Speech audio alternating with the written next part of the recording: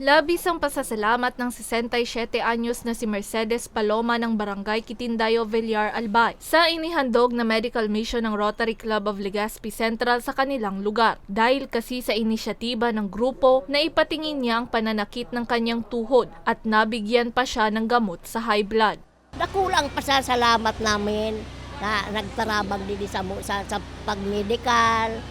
Noong Sabado, Setyembre 20, nang inihatid ng organisasyon ang iba't ibang serbisyong medikal kung saan mahigit kumulang sa 250 ang nakinabang. Bukod sa medical services, nagkaroon din ng libreng anti-rabies vaccines at namigay ng reading glasses, solar lights, jetmatic pumps, toilet bowls, wheelchair at pagkain gaya ng lugaw.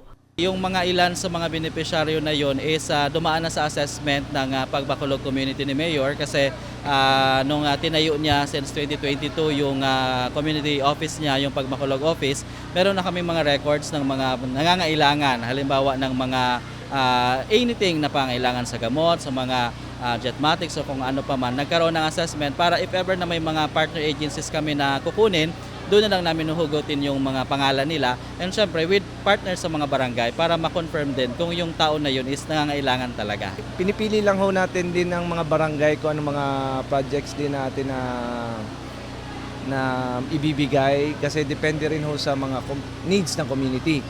So marami hong clubs ang Rotary, so possible din, so maraming beneficiarying barangay ho this year, every year naman ho. So, atay na lang ho ng baka maging adapted community rin ng mga ibang barangay.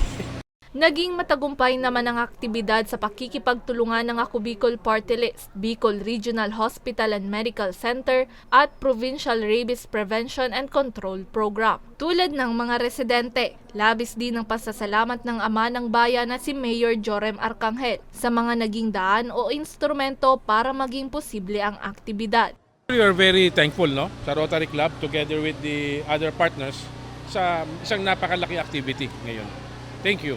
Sa Ako Bicol Party List, sa mga stakeholders Rotary Club of Legazpi, sa BRTTH, maraming salamat. Ang District Legacy Project na ito ay taunang proyektong inoorganisa ng Rotary Club of Legazpi Central na layong makatulong sa komunidad. Para sa mga balitang Tatak Bicol, May Insinares.